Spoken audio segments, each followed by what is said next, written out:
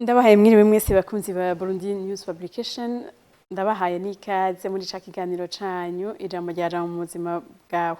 Uno munsi nizeye ko mumerewe neza, mwamye gusenga, mwiri mumerewe neza mwese, kandi mwumvirije n'ijambo rya jambo. Tuje gusangira turi kumwe na Patiri Desire. Ndabashimiye cane gose ko mwasubiye kutwitaba. Ya nukuri kose Ni vya bindi z'igikira. birampimbara gose nico nasohokeye Dona. Ego. Ego gusangira ijambo ry'Imana n'abandi n'abana b'Imana bikabandanya ritwubaka ridukomeza mu buzima. Ego. Ego, uno munsi turi ku munsi w'Imana ugira gatatu bita wa Pasika. Ego. Ego. Ijambo ry'Imana ritubwira iki? Ijambo ry'Imana ribandanya ritwereka Yezu Kristo ingene yereka abigisha biwe bamaze kuzuka mu bapfuye ngo bugira gatatu. Turisanga mu nkuru nziza nkuko twayandikiwe na Yohani mu kigabane ca 21 turaza guhera ku murongo wa mbere dushitse ku murongo wa 19. Ni injiri itari ngufi ariko iraryoshe gose, reka tuce tugira ko tuyisome hanyuma tugerageze kuyikuramwo inyigisho yose Umukama agomba kuduha kuri uyu munsi. Yego, murakoze. Ivyo biheze Yezu asubira kwiyereka abigishwa biwe ku nkombe y'ikiyaga ca Tiberiyadi. Nguku uko vyagenze: Simoni Petero, Toma bita Didimo, Natanayeli w'Ikana mu Bugarire, bene Zebede n'abandi bigishwa babiri bari kumwe. Simoni Petero ababwira ati ngiye kuroba. Bamubwira bati natwe turajanye. Baragenda rero burira amato, ariko muri iryo joro ntaco baronse. Hakiri mu gaturuturu Yezu aboneka ku nkombe, yamara abigishwa ntibamenya ko ari we. Yezu ababwira ati bane mwe nta fi mufise? Bamwishura bati oya ye. Ababwira rero ati terera urusenga ku ruhande rw'iburyo bw'ubwato muraronka. Bararuterera bica birabankira kurukwega kubera ifi nyinshi. Wa mwigishwa Yezu yakunda niko kubwira Petero ati n'umukama. Simoni Petero yumvise ko ari umukama aca arakenyera impuzu kuko yari gusa, araheza yisuka mu kiyaga. Abandi bigishwa bari hafi y'inkombe nk'imetero 200 gusa, baza mu bwato bakwega urusenga rwuzuye ifi. Bashitse imusozi babona umuriro w'amakara n'ifi hejuru n'umukate. Yezu ababwira ati zana zimwe muri izo fi murovye. Simoni Petero asubira mu bwato akwegera imusozi rwa rusenga rwuzuye ifi nini 153, kandi naho zari nyinshi gutyo urusenga ntigwashwanyutse. Yezu ababwira ati ingo mwikuru bucugu. Nta numwe mu bigishwa yubahutse kumubaza ati urinde, nkako bari bazi neza ko ari umukama. Yezu aregera yakira umukate arawubagaburira n'ifi gutyo nyene. Ubwo bwari bubaye ubugira gatatu Yezu yimenyesha abigishwa biwe amaze kuzuka mu bapfuye. Bahejeje gufungura, Yezu abwira Simoni Petero ati Simoni mwene Yohani, urankunda kurutabo? Nawe amwishura ati ego mukama, urazi ko ndagukunda. Yezu amubwira ati ragira imyagazi yanje. Asubira kumubwira ubwa kabiri ati Simoni mwene Yohani, urankunda? Nawe amwishura ati ego mukama, urazi ko ndagukunda. Yezu amubwira ati ragira intama zanje. Asubira kumubwira ubwa gatatu ati Simoni mwene Yohani, urankunda? Petero arababara kuko amubajije ubugira gatatu ati mbega urankunda? Niko kumwishura ati mukama, urazi vyose, urazi neza ko ndagukunda. Yezu amwishura ati ragira intama zanje. Nukuri ndabikubwiye, ukiri muto warikenyeza ukagenda iyo ushaka, ariko niwamara gusaza uzoramvura amaboko uwundi agukenyeze aheza kujane iyo udashaka. Yezu yavuze ivyo ngo amumenyeshe ukuntu azopfa kugira ngo aninahaze Imana. Ego, murakoze cyane Pati. Ni ndende nkuko mwabivuze kandi imeze neza, iraryoshe. Ni umenga ni histoire bariko baravuga ingene ibintu byagenze, umuntu yoguma yumviriza. Ariko bayitangura bavuga bati ivyo biheze. Ivyo biheze Yezu asubira kwiyereka abigishwa biwe ku nkombe y'ikiyaga citwa Tiberiyade. Ivyo vyari biheze n'ibiki? Nivyo biheze. Ego. Kugira tujane nyene neza dutahura twese ivyo ari vyo. Aha ango bwari ubugira gatatu Yezu yiyeretse abigishwa biwe. Ubwa mbere ngo ni hamwe yaza ngo ari kumwe n'abigishwa ngo Thomas ho yarari. Hanyuma arabamara ibikeke, araheza aranabaha gutahura gatonya kw'ivyo yahora babwira ari byo byarangutse. Ubugira kabiri ngo basubira gukoranira muri ico kibanza Toma ari hari ninjiri twumvise ubuheruka. Ku munsi w'Imana uheruka, ku munsi wa kabiri, umunsi w'Imana ugira kabiri w'Ipasika. Ngo Toma niho yarari gushikaho Yezu ukabona yuko aje umenga aje azanywe na Toma, aje kumukiza igikomere yari yagize cyo kubona ingene Yezu yapfuye, akumva umenga byose birahagaze. Bange bakamubwira bati twaramubonye, akagira ati ntimufate nk'ikijuju, yarapfuye byaraheze kugira ngo ndavyemere nuko nobanza nkakora muri za ntoboro z'imisumari, nkakora mu rubavu rwiwe. Yezu aramubwira ati yingu gace ko ngukore kura usanga ari jewe. Mu nyuma acara garagaza uko meragira ati mukama wanje mana yanje. Yezu acamubwira irindi jambo rikomeye ati wowe wemeye kuko urinze kumbona, ati hahiriwe abazokwemera batarinze kubona.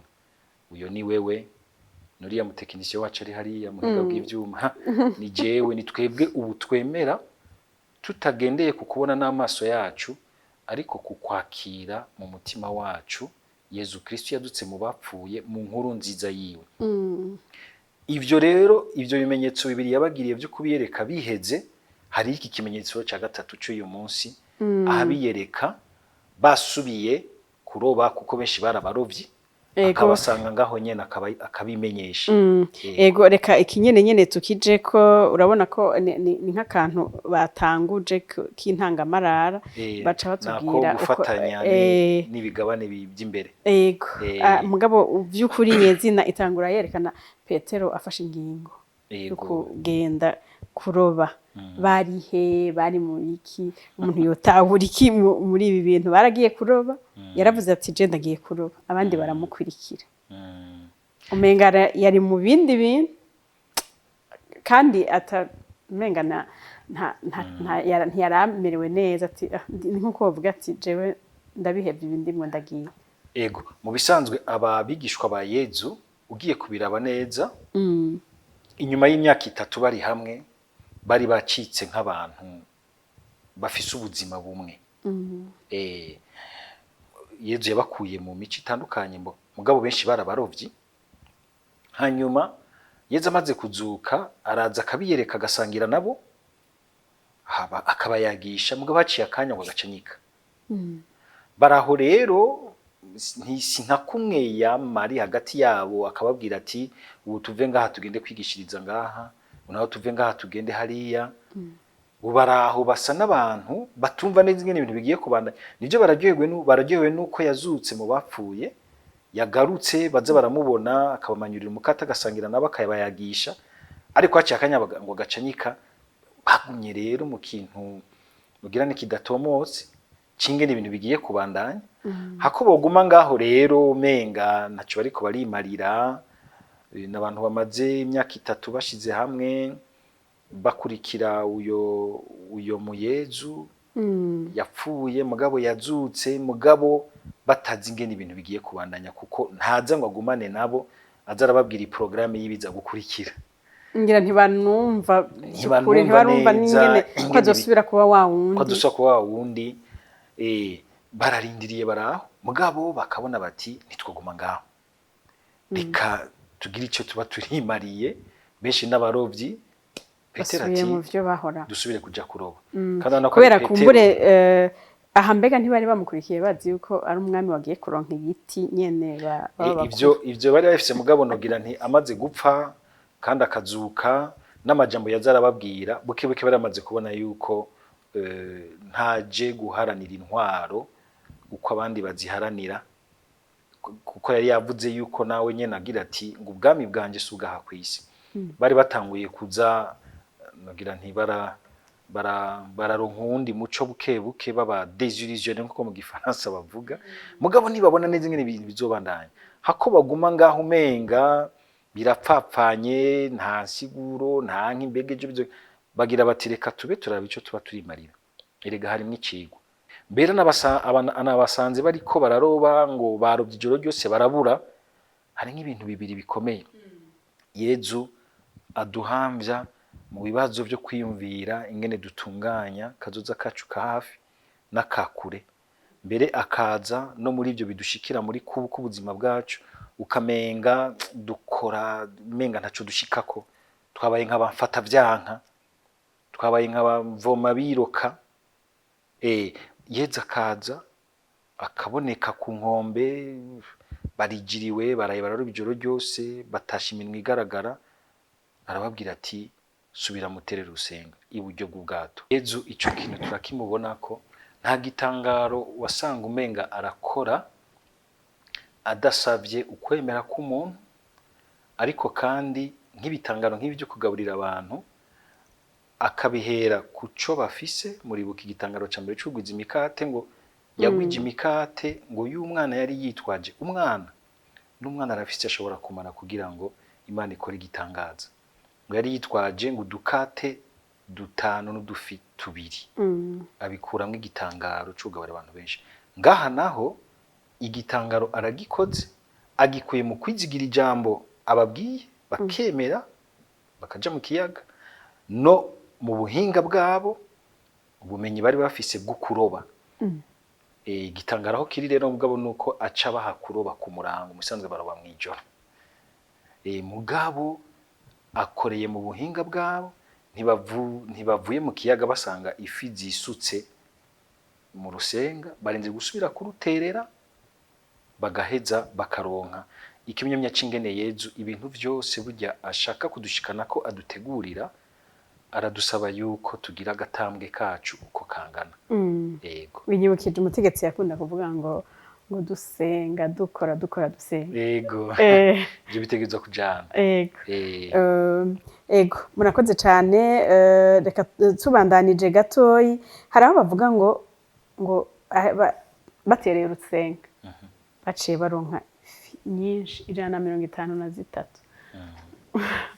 ico giharuro kiragoye kuko nk'ubu uno munsi hajya mu Itanganika uworo bakaroba izo gusa twaba ari duki yego ni giharuro shushanyo giharuro shushanyo harabavuga yuko ngo ico gihe intara zoba zari zizwi zashikijana 53 bigomba kuvuga yuko intara imwe yose irafise ivyo Mukama ashaka kuyigaburira ariko nugira nti n'ubwishi bwazo nuko ngo ni zari nini muri zo no kuvuga ifi nyene nininya zishobora kugabura nk'abantu bangahe ariko na cane cane ngira ngo niyo mvugo shushanyo kubera yuko Yohani arakunze gukoresha iyo mvugo shushanyo Yezu atanga umusesekara atanga igicuga nibigabura arahaza kandi ushima mbere muri buka yuko n'igitangaro kindi nk'iki yigeze gukora ngo arone bikemenye byasigaye aragira ati nimwegeranye ibisigaye ntivyononekare harimo nuko kuko umukama muri ico giharuro bashaka gusigura yuko abantu bose arabitwararitse kugira ngo abafungurire abaronse ikintu cyo kubaho mwiteka kandi kivuye muco bakoze ni byiza yuko abantu twosubira kugaruka tugatahura yuko ibintu vyiza vyo gufungura bitukuza bikaduha iteka n'ivyo vy'ukuri twashoboye kugira ni gushiramwo umutima wacu, gushiramwo gushaka kwacu, gushiramwo ubuhinga bwacu, gushiramwo ubwenge bwacu, nivyo koko twashizemwo umuntu turi, tugaheza tukumva ko tugize iteka ryo gutungwa n'ibintu bitunganye. Ego murakoze, reka dushike dutere imbere ahantu hahambaye cane umuntu akunda kwibaza ibibazo mbere, aho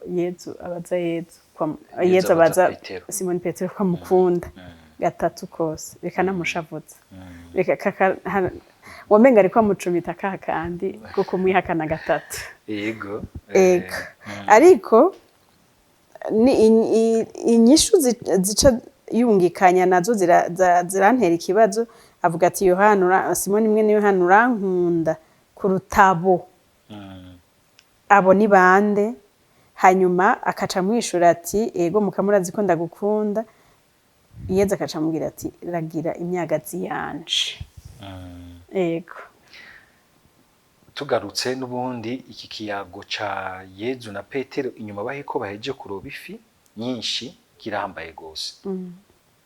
Yezu aje kubagirira ikimenyetso, kandi ikimenyetso kinafatiye ushima mbere ku mwuga wari usanzwe batunze nk'abarovyi, aciye abaha kuroba ifi nyinshi. Mugabo ntibaciye bagenda kwigina izo fi nyinshi barovye, ahubwo izo fi barovye zabibukije yuko ngo ari umukama wakumvise kajemwo. Yohana agaca abona ati ni umukama, gaca umenga mbere n'umwitwariko wabo uvuye kuri zafi ugiye kuri we. Bawukuye kuri zafi uja kuri Yezu. Hari igihe umukama tugirira ibyiza byinshi, kandi Yezu yanyabitwereka n'igihe cyo gukora ibitangaro bikomeye. Igihugu agomba kuza kumwirukira ngo kimugire umwami, we aca agenda mu misozi guhura na se wiwe, akerekera kuri se wiwe amuha gukora ivyo bitangaro. Akaja kuyaga nawe. Hari ikintu cama kitugora ingene twifata mu bitangaza Yezu atugirira, mu vyiza Yezu atugirira, tugaca twiherera muri ivyo vyiza, ntiturabe we, ntitugaruke kuri we. Kamenga azogaruka kuri we aruko tugowa amagorwa menshi tugira tutisubira dutabare. Yezu mudutabara tugaca tubyaranya abo gace wigira. Oya, ahubwo Yezu yatugiriye ibitangaro, hariho ikintu aca tubwira. Hejuru y'igitangaro hariho umugambi Imana igufiseko. Hejuru y'ico umukama gukoreye hari irindi jambo rikomeye umukama gufiseko. Ico gituma aciye amutwara mu kiyago kugira ngo amwumvishe ikindi kintu. Yamuhaye kuroba ifi nyinshi, aciye ahera kuri uko kuroba akamwereka ati ubu ntuzoroba ifi, uzoroba abantu mu kuragira. Aciye amuha ubundi butumwa bushasha, iyindi responsabilité shasha. Aha rero ikigwa ca mbere tuhakura nuko kudahera ku vy'umukama tugirira, ahubwo tukerekera ku mukama wenyene abitugirira. Kuko ibitangaro vyovyo harazi igihe bikabura. Na Yezu yabwiye Petero, hazoza igihe utamuri mu bitangaro, aho uzosanga ushaje uwundi agukenyeza. Muri bwa buzima umuntu aba ari mu mavoyere.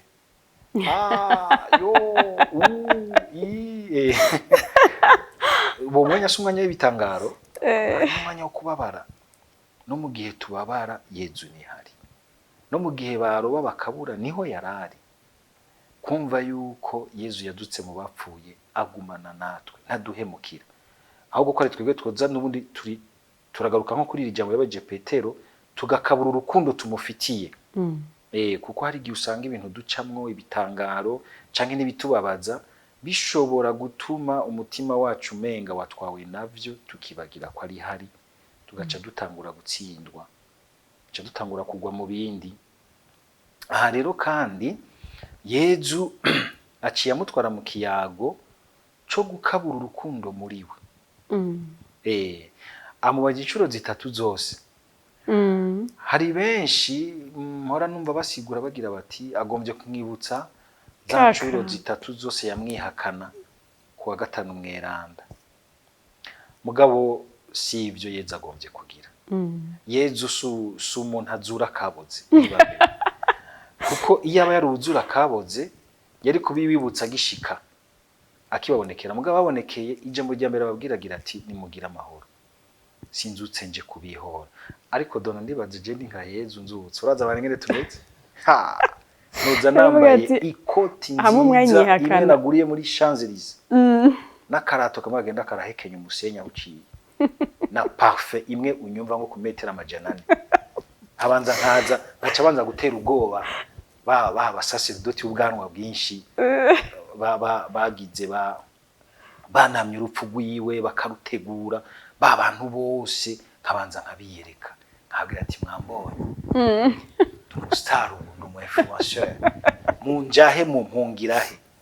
Mumaze kubona abantu iyo twagiriwe amahigwe tukaronka ga promotion tukaduzwa, Imana yamukuye mu ruhafi iramuduza ngo yamushize hejuru y'ibintu byose mwizuka giwe, ariko ntaza gutera ubwoba ibintu, ntaza gutera ubwoba abantu, ntaza kwihora yeko banza nkwireka nka bijya bisirikare byari bicunze bigasanga bicunze uruhafi rugaragara, ariko banza kubatera ubwoba ati nta mucunzi biki.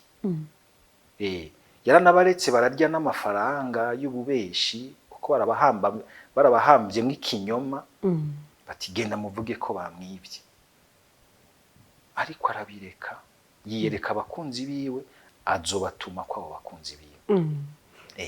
Nugira nti rero Yezu yotse mu bapfuye burya amenywa neza abonwa neza n'uwemeye gukabura urwo rukundo. Cyo gituma Yezu ashaka gukabura urukundo rwa Petero.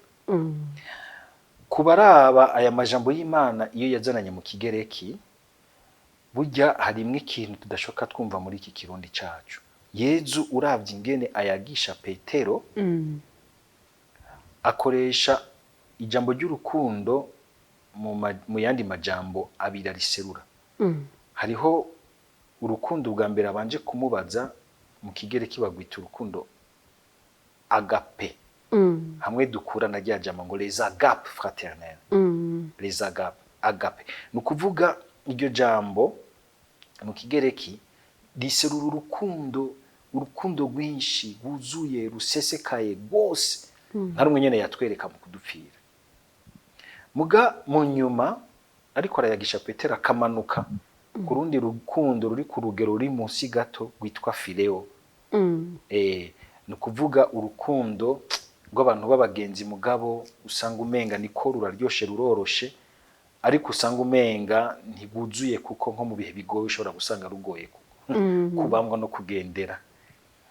Petero nawe nyene mu kumwishura amwishura uko nyene, kandi mwumvirize uyu Petero umenga avuga nko kumenga ni nk'ipine yatobotse, nta manyama gifise nkamwe kwa gatanu kwa kane mwena ndagira ati jewe nzo kubera mu bodyguards zo kurwanira zo kugwinyuma nta uzo gukorako. Ubu urumva yuko umenga n'umuntu aciye bugufi akagira ati arishize mu minwe ya Yezu ati urazi naho byaciyemo nuko umenga muri we nuko abivuga ndagukunda. Yezu ntariko amubaza ati sha wewe bwa undi yari parara ntagaruka kuri oya, ahubwo akabura urukundo rugisigaye muri we. Izi ncuro zitatu gatatu ni giharuro c'Imana, ni giharuro cuzuye, nuko ariko amubwira ati subira ukabura urukundo rwose ufise muri wewe.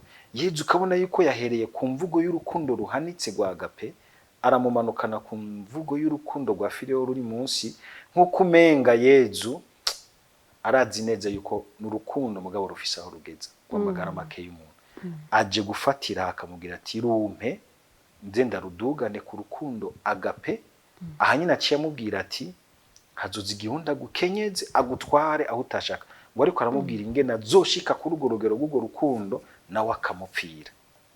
Mugabo mu kurindira nabanze asubire yumva ubwizigirwa Yezu amushizemwo, akamubwira ati ragira imyagazi yanje, ragira intama zanje.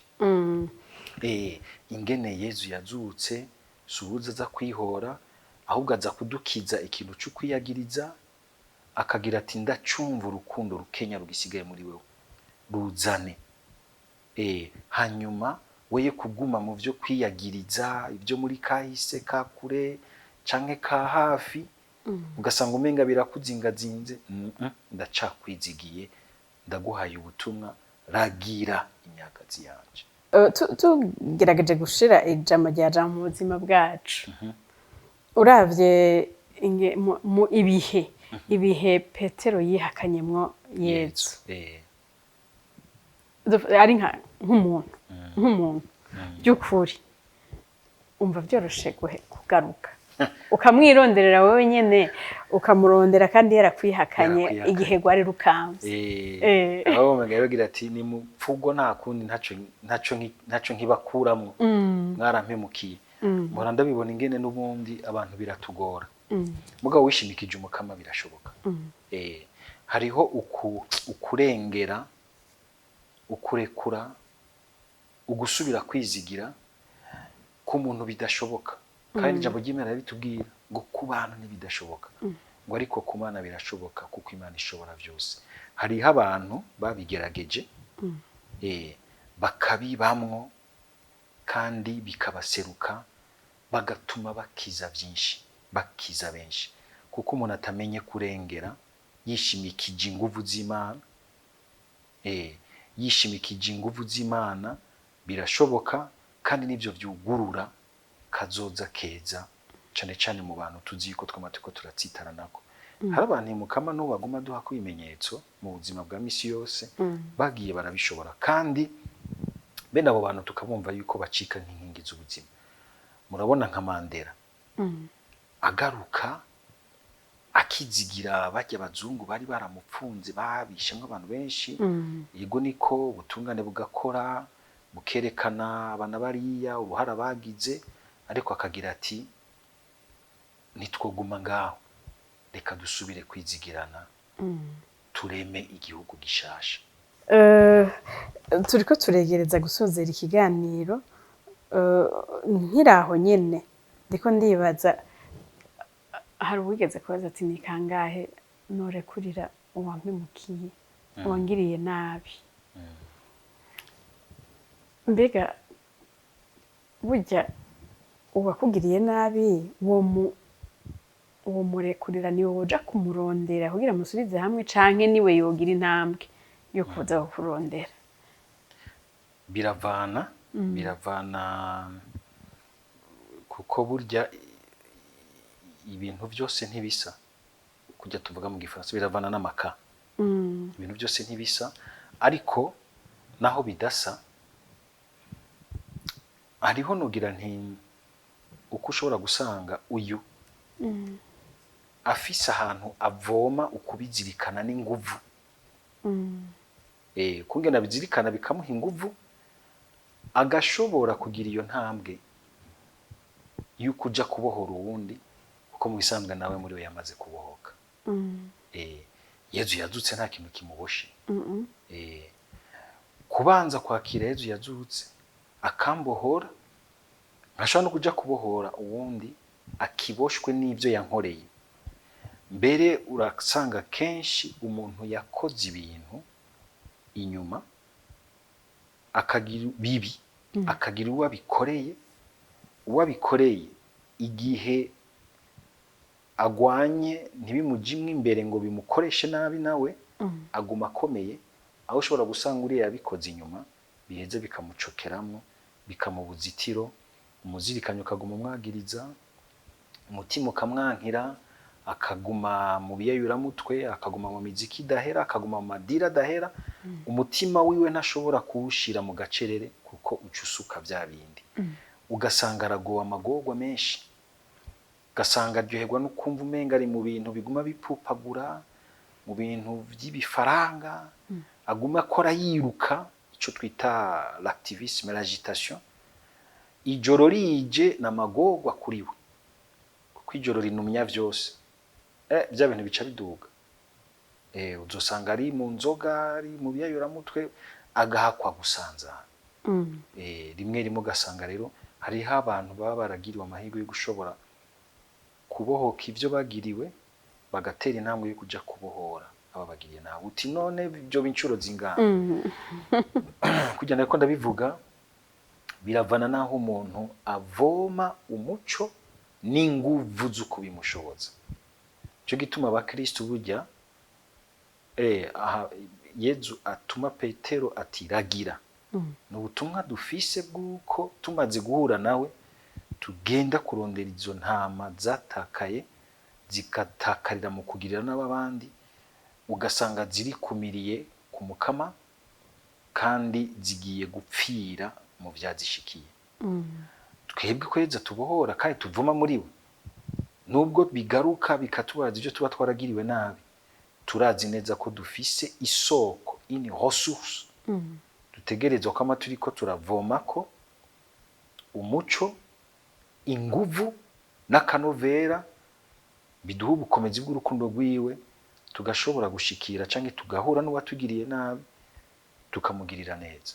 Murakoze, reka mu gusozera ndabasabe muri make ijambo rya jambo twosigarana mu buzima bwacu nirihe dukuye muri inkuru nziza. Ijambo twosigarana bwa mbere nuko nubwo twosanga umenga ntitubona neza ingene ibintu bibandanye, ntitubura ico twimarira, tukagerageza kuraba ikintu dukora kuko hari ikintu dukoze kizana iyindi nyungu mu buzima.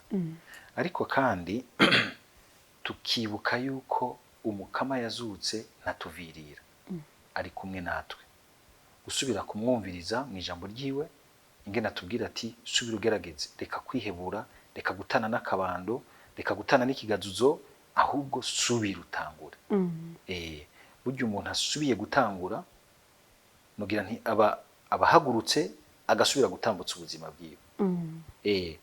Ariko kandi nuko twomenya kumva ico Yezu atwongoreye umuhamagara duhaye mu bintu dukorera, tugaheza tukibuka yuko tutoguma ku vy'iwacu, tugashobora kumva yuko aturungika nk'umuhezagiro ku bandi. Ba Petero bari guhera kuri zirya fi, mugabo bakumva bati arashaka kutugira ikindi kintu abandi bantu arungikira abandi kubw'ubukiro bwa benshi, kumva ko ndiho atari kubw'ubuzima bwanje jenyene, ariko kandi no kubw'ubuzima bw'abandi benshi, kubw'ubukiro bw'abandi benshi, kubw'ubukiro bw'imiryango myinshi, kubw'ubukiro bw'iki gihugu.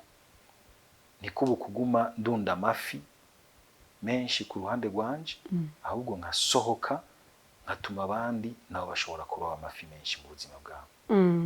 Ego, murakoze cyane Pari. Murakoze namwe. Ndabakengurukiye cyane kuri iri jambo mbere ridufasha gose muri iki gihe turimo. Murakoze cyane. Umukama aguma dukiza ukwiyagiriza, tugume turaba imbere, arashaka kudukoresha ibyiza byinshi tumukundiye. Ego. Reka namwe twaduteramanye ndabakengurukire. Turumvise wewe uri ahantu wihebuye, ubona ko byose bisa n'ibidakunda, wewe uri umushomeri, ubona umenga akazi kabuze, wewe wadandaje bikanka canke wakoze ntiwunguke, wumve ko ari ugusubira kubandanya, ukaguma utangura, umukama usanga hajya nyene kandi bizogenda neza. Nuko rero ndabashimiye cyane, ndashimiye uri mu buhinga bw'ivyuma yadufashije kugira ikiganiro gende neza naho kubimanutsa.